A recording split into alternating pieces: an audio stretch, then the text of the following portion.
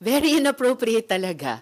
Nagitla nga ako physically, napaganon ako kasi nagtatanong ako una ng mukhang duplication ng appropriations for programs na gustong gawin ng kanyang opisina, pero katulad, so parang duplicating yung mga kasalukuyan ng mga programa ng mga departamento. And by the way, hindi ito yung unang pagkakataon na ni-raise ko yung issue yan.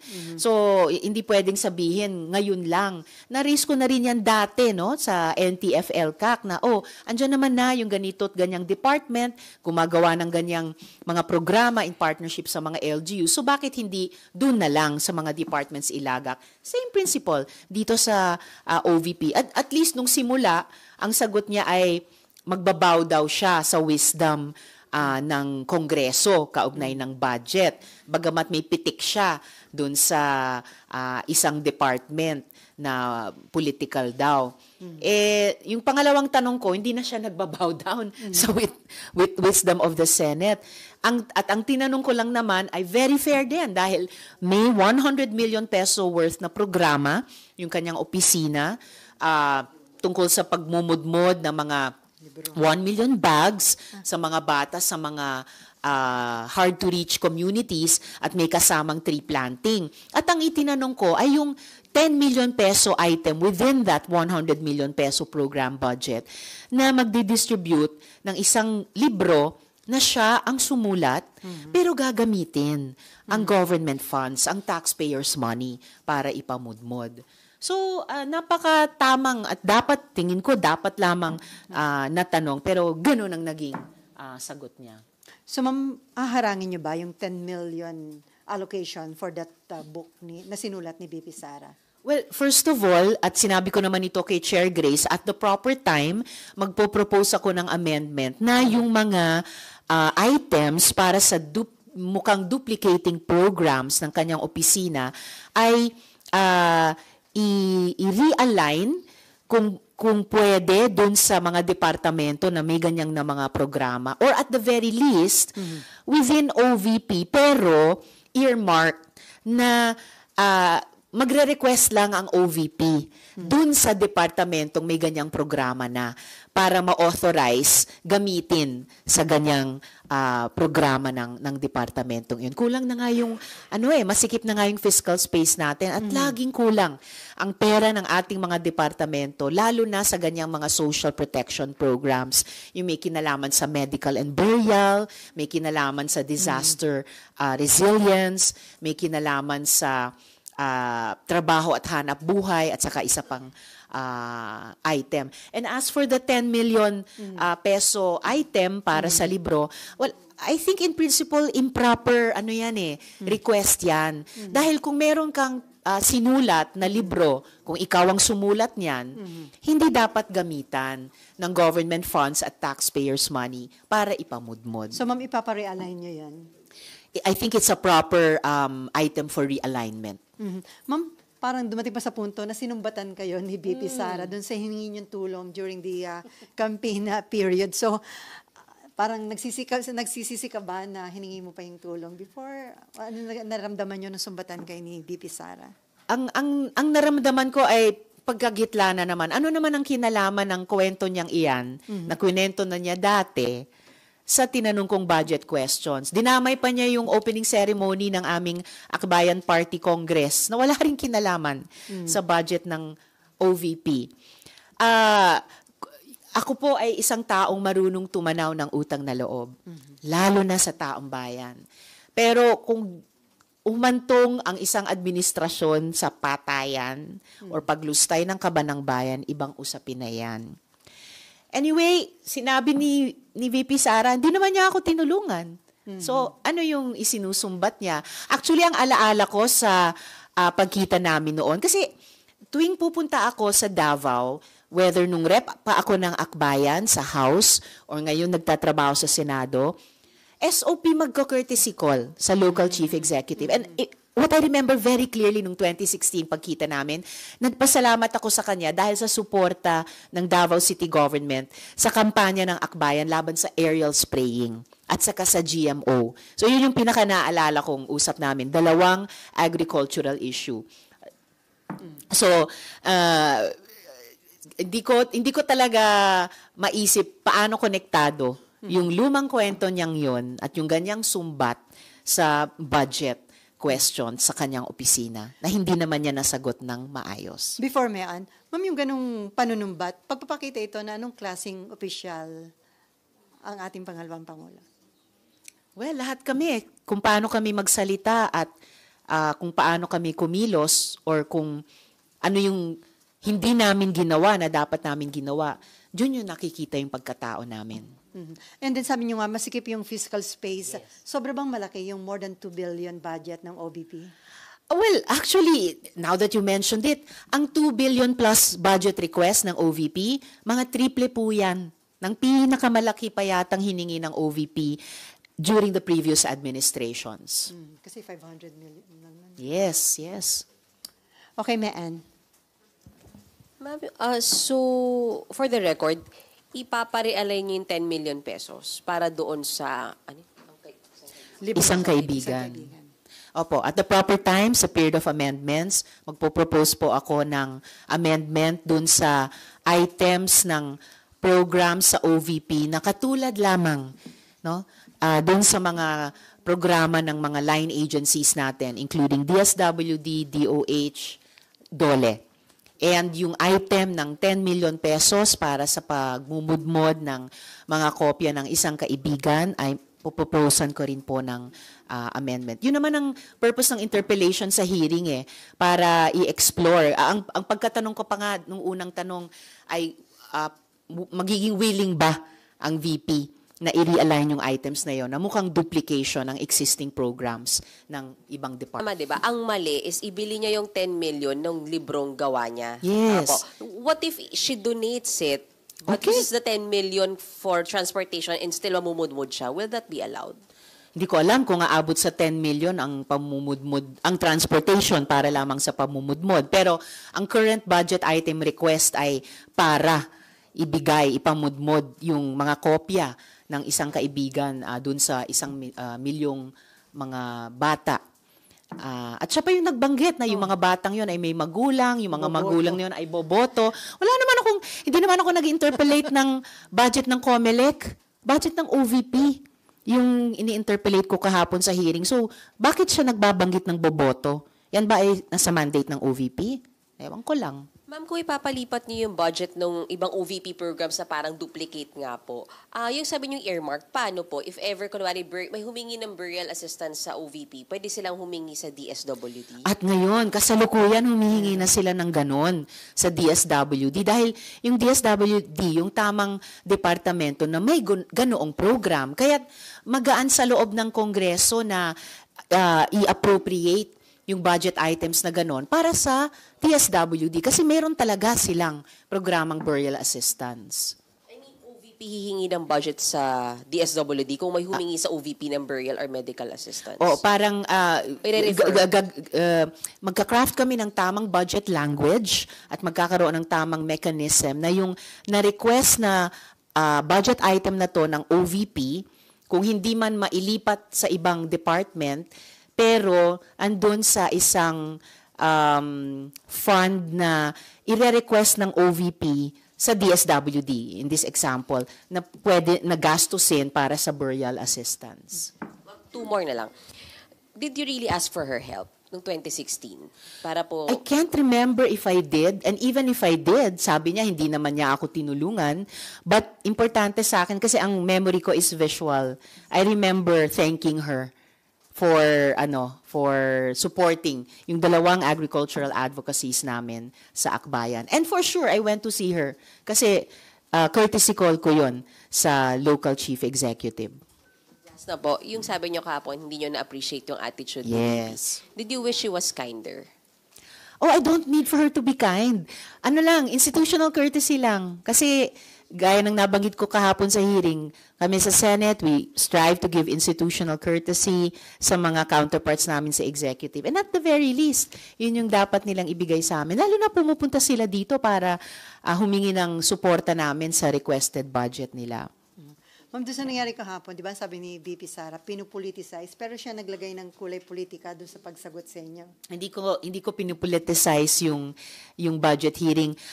Tama yung sinabi ni Chair Grace sa kanyang balance na pag-chair ng budget hearing namin na tawag nito alam niya na may mga histories kaming lahat in that room sa iba't iba sa amin. Pero proper question sa budget, yung dalawa kong tanong. Okay, Marlon. Nakakuha na po kayo ng libro na napadala na po. Ang sabi niya, bibigyan niya kaming lahat ngayong araw. So, pagbibigyan ko siya ngayong maghapon. Gusto niyo ba may dedication? Hindi naman. Na-overdose na ako sa dedication kahapon. Doon po kasi, I don't know if you have seen some photos sa social media ng libro. Kasi Yes. it appeared doon sa back page, merong mukha niya. Tapos, siya ay 15th Vice President of the country, All about a former Mayor of Davao, and a former Deputy Secretary. Tapos yung last sentence is, isa siyang kaibigan. Do you think anong purpose nung libro na yon? Well, obviously, the purpose is to magpakilala sa sarili niya sa mga bata na bibigyan ng librong yan sa mga bahay nila sa hard-to-reach areas. Sa mga bata lang, sa magulang na bata. Well, nung maliliit yung mga anak ko, pag may mga libro sila or school bag, kasi bag ang ibibigay, di ba? So, pag may mga bag silang inuuwi from school after class, syempre tinitignan ko rin. And of course, makikita ko rin yung laman ng bag nila. Sinasabi mo, ma'am, yung printing pala noon will cost 50 pesos per copy according to the Office of the Vice President. Kaya nag-allocate ng 10 million. Well, ang punto lang kasi, textbook ba yan? Approved ba ng DepEd? Naku, kung pag-usapan natin yung textbook problem ng DepEd, yung nakaraang 2 taon, ang daming problema, di ba? So bakit inuna ang isang personally authored, kung siya ang sumulat niyan, personally authored na libro? 10 million, maliit kung sa textbooks kabuo ang budget ng DepEd, pero hindi siya barya.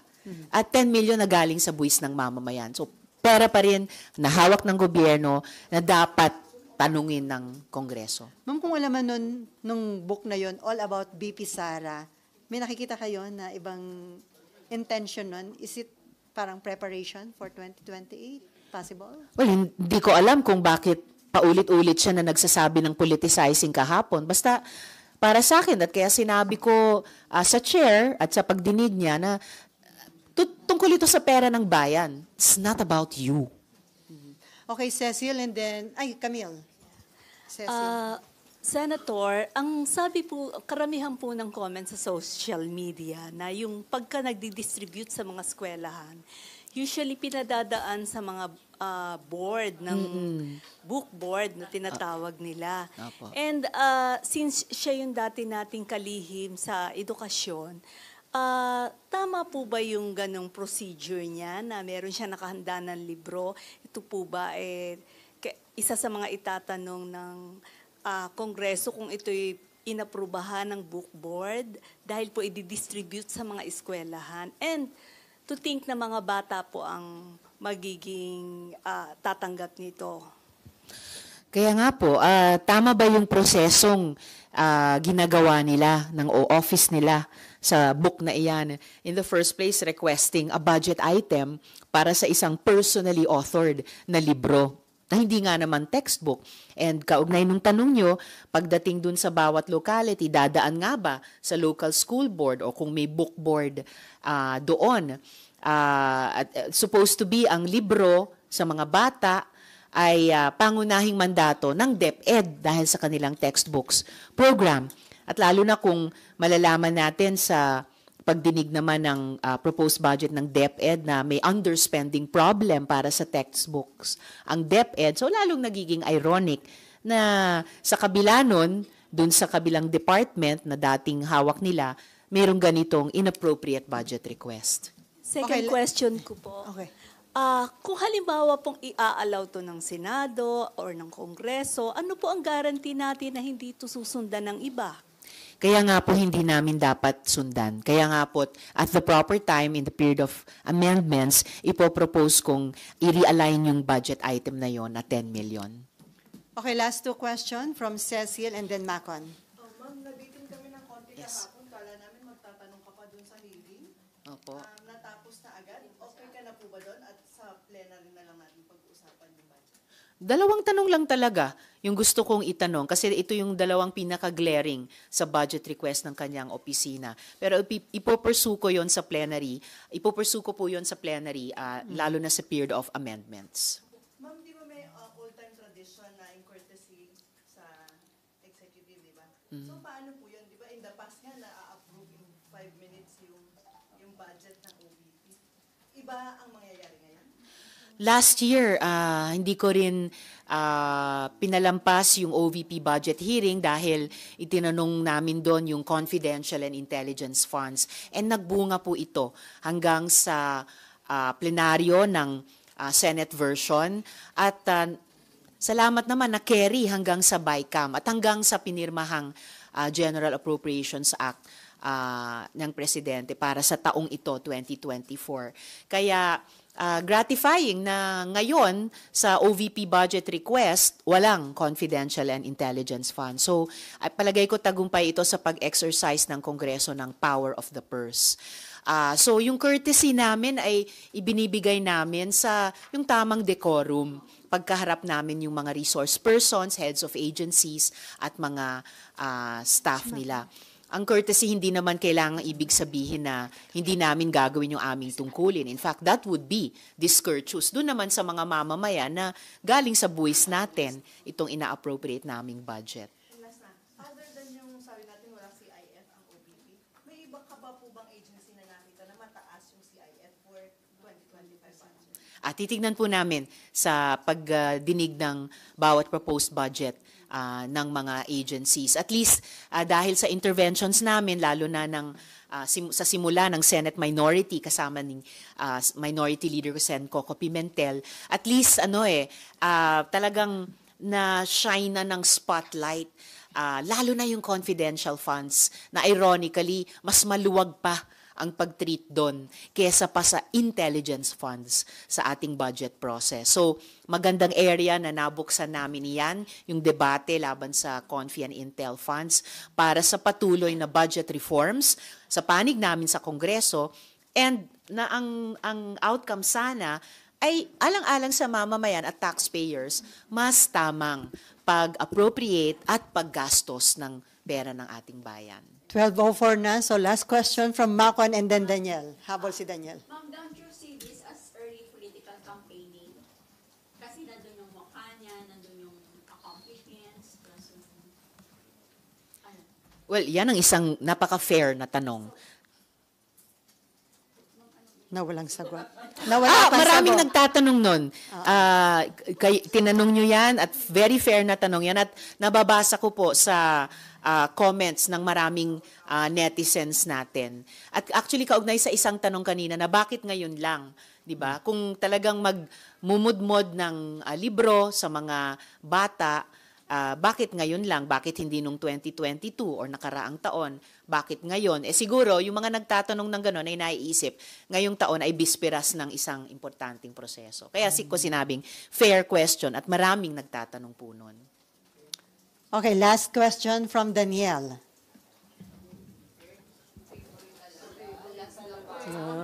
Siyempre. My adopted son. In-announce na, live yan. Ano kayo? Ma'am, sa segue lang ako kay Opo. yung isa nyo pang, si Kibuloy. Yes. Tingin nyo ba, same din yung ginagawa na ni Kibuloy na parang palabas, masok din po sa bansa?